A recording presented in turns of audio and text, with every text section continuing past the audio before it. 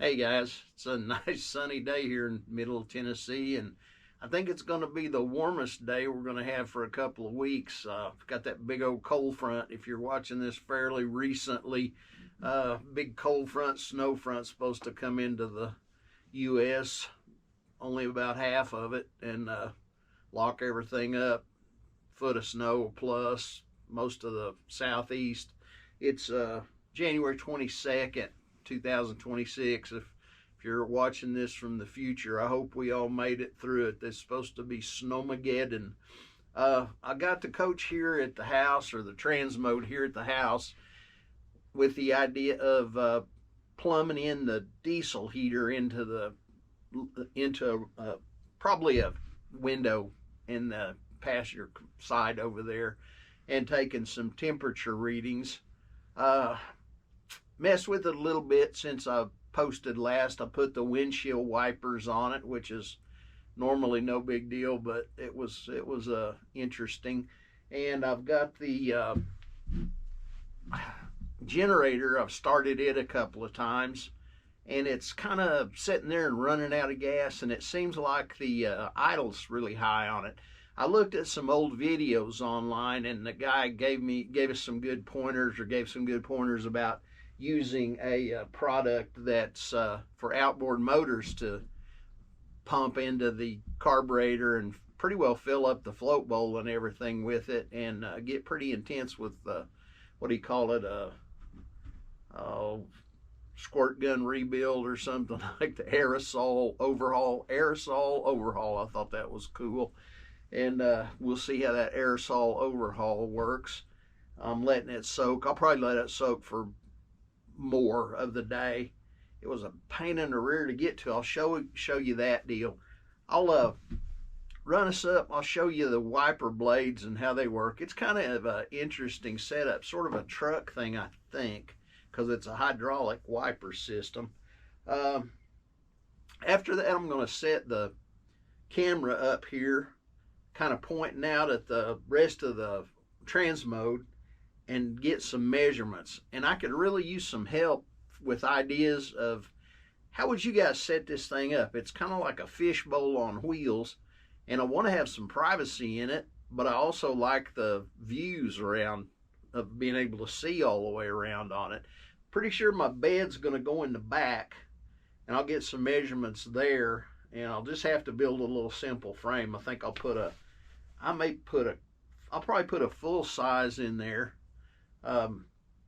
They make a full XL, and it's about the size of a queen size. Probably easier to find a queen size and put in there, because I like the having a little length in the bed of, like, for your feet. I don't like it for the covers to be short. Like, I'm in a full size bed now, and it's about 6 inches shorter than a queen size. The width is fine. I mean, I could get away with a twin XL as far as that goes. A twin XL is half the size of a king, and that's a possibility too, because I don't need that much space, but I do like the length in the bed. So anyway, we'll mess with that a little bit. I'll run off some of those figures for us and see if you can help me out. And then window coverings. I've been looking at curtains and that sort of thing. I'll show you what we got here to work with, and what I want to accomplish with it. I'd like to have it blacked out in here, where it was like you could have a dadgum strobe lights going in there and you couldn't see it from the parking lot, but we'll see. All right, let's get on with it.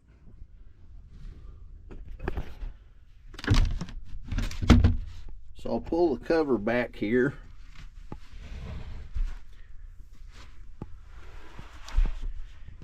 And little carburetor's in here, and when it's running, it's keeping throttled about that far and running pretty high RPM. Well, I can push it closed, but then as soon as I let it go, the governor will grab it and really rev it up then. So there's something, maybe something stopped up in here. This is the float bowl overflow, and that's what I took off to put that Quicksilver internal engine cleaner power tune. I had to go to the Bass Pro shop and get that. It's $13, but the old boy online swore by it. I'm just kind of letting it soak. I turned it over too after I'd filled it in there because I was trying to get it to pull it up into some of those passages. I'll probably let that in there for a few more hours at least. I may pull the plugs on it and let it zing through there. Oh, I had this shore power cable from my other Birch, and it's got one of those cheesy little 110 adapters that I bought and put on it. It had the 3-prong typical 30 amp 125 volt on it, and this Transmode's got this it looks like a twist lock, but I don't really think it twists. I think it just goes in there. And on the side here, and I put that end on there, a freaking end, and it works. Freaking end was $40, so that was a bad shock, but I got it done. The wiper blades are kind of a truck wiper blade. They're a Trico, and they're held on with this one little dinky screw that is really hard to keep track of. I dropped it 3 or 4 times. And the little squirter for the washer pump is right here, and the screw sticks through all of that. It's got a 1/4 inch lock nut on it, and you need to have a long or a deep 1/4 inch socket to go onto that, and then a screwdriver to turn it or hold it, one of the two. And pretty easy once you got that stuff. At the time I bought these and put them on, they were having a clearance at one of the Rock Auto vendors, and I got those for $4.08 a piece, like $4.08 a piece. This is the part that turns the bell crank for the windshield wipers, and it's, like I said, it's run off the power steering. So we'll fire the coach up. I'll show you. On the windshield's clean. I've hit it a few times with the washer fluid, or well, not washer fluid, but some water. Still got a draggy starter. So the wiper switch on here is like a little lever with a cable on it. That's the first notch. It's not moving, of course. If you get on up there, it does pretty fair. That's full on out.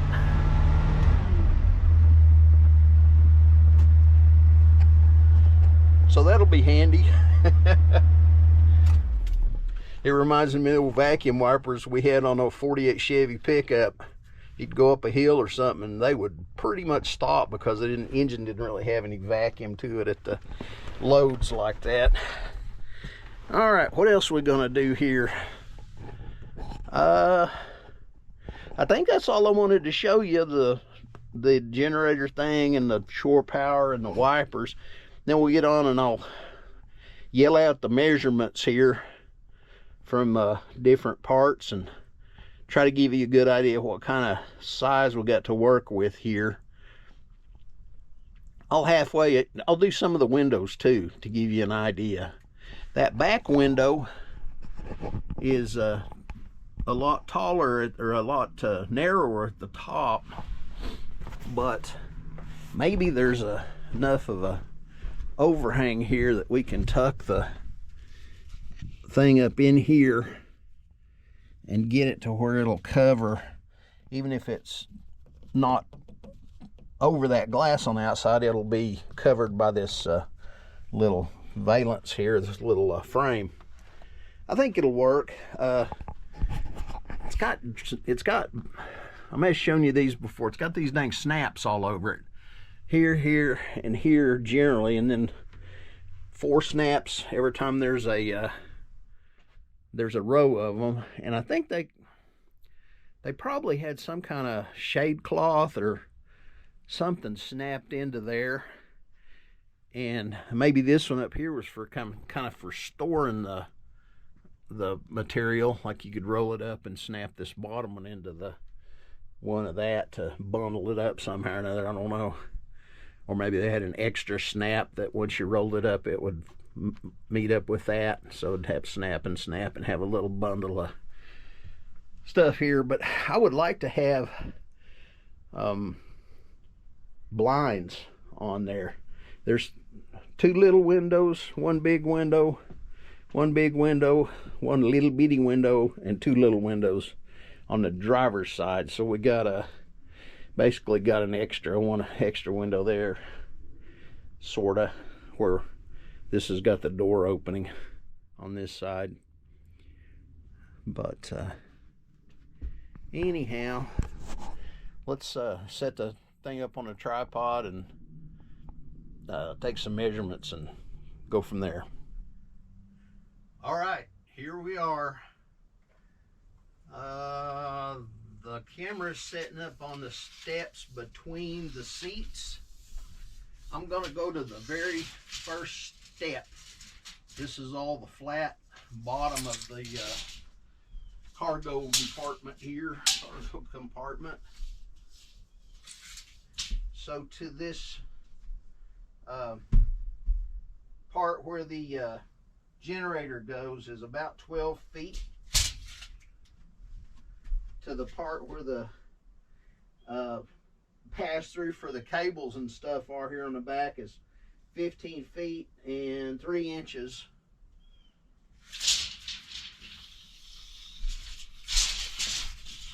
The extreme width up here from the door to the bottom of the wall, and this is not too wide because of the door, it's just part of it.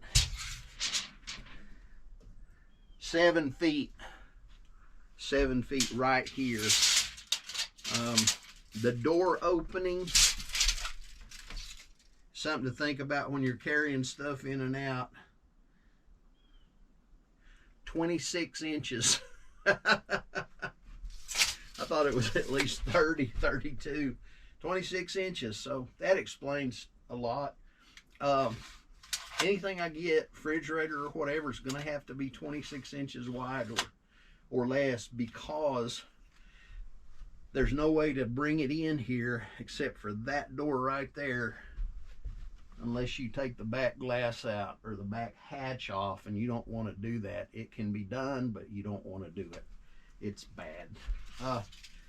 These little bench type things are 20 inches wide on this side. 20 inches. This part is where the electrical stuff goes. It's 47 inches to here. And then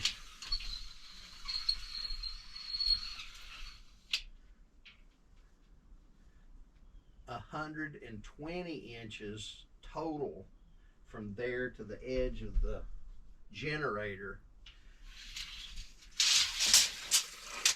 This part of it has got the wheel wells under it. These parts, both sides, for the 2 rear wheels. The generator bay is about 32 inches wide. And to the back here is about 43. The part that opens up here is 29. But it's used up. There's generator all under it. It just doesn't, it goes under that brace, this part here. So overall, let me say this was 47, 120-ish. So that's 13.5 feet from the door opening to right there, 13.5 feet. This little corner here is stuck down, but there's a compartment here for the air suspension.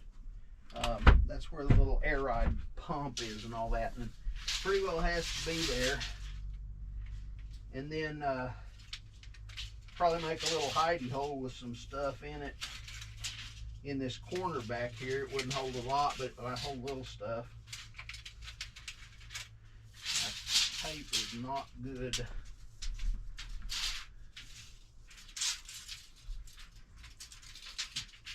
Box broke on it.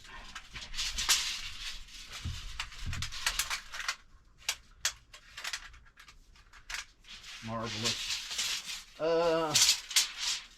This little open spot here, see if you can see that on the monitor. I think you can. There's a little open spot here right across from the door, and it to that step down or step up to the cab portion is 46 inches. So we got almost 4 feet right there. And then this thing is just a little compartment, storage compartment that you could actually use for something else.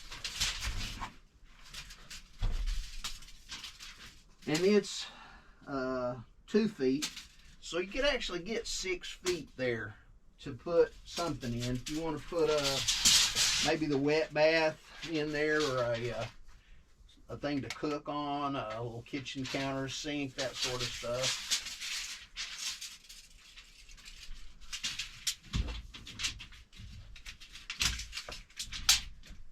Then overall, this thing, it's almost 10 feet. It's 10 feet to there and 12 feet.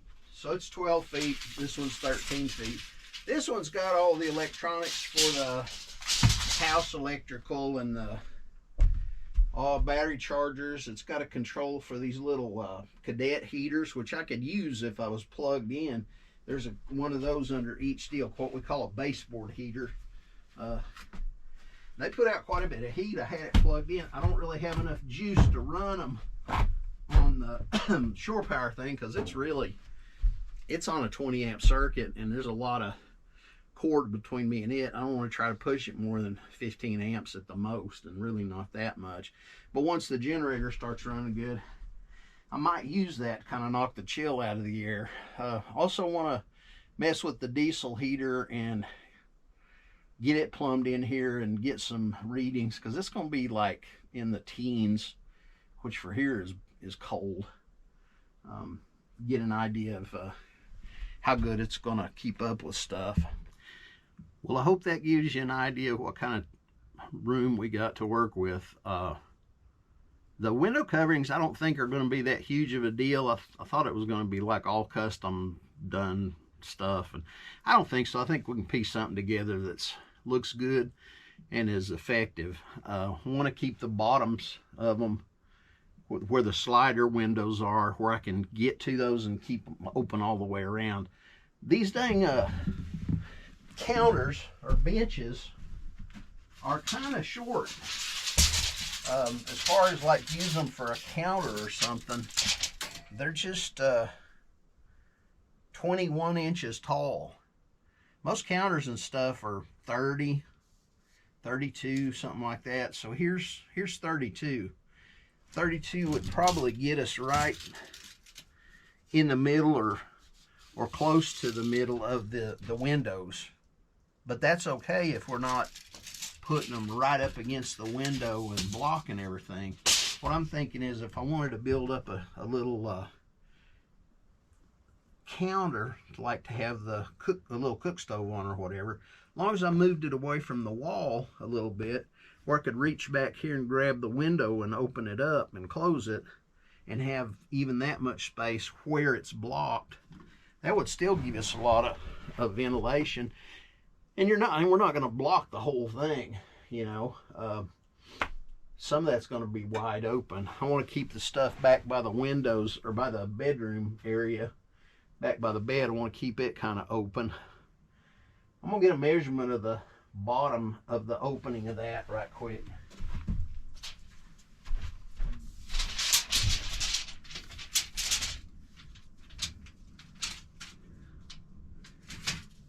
It's about 63 inches. So it's a little better than 6 feet. It goes back in there before it hits the frame another 3 inches. So 65, 66 inches. We could do that at the bottoms. Tops, we're just gonna, I'll go extreme on it and see how far it'll go back in there. Looks like it'll go 62, 63 inches, 62 easy to the wall inside here. So if we had a window covering that was 62, that's narrow enough to fit in here, it's kind of not very deep, about 2 inches deep.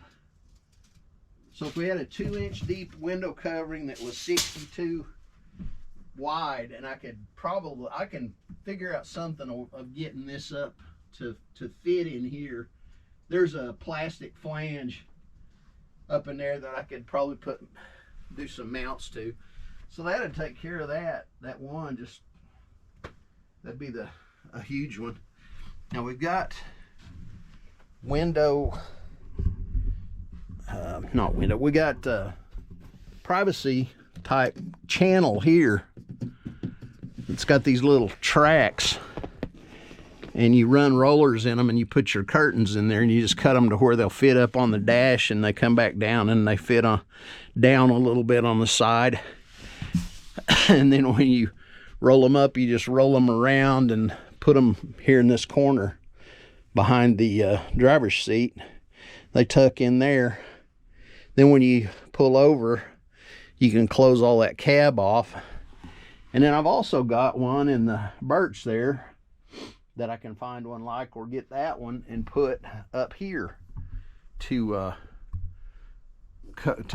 shut this off and have a curtain going from here to there.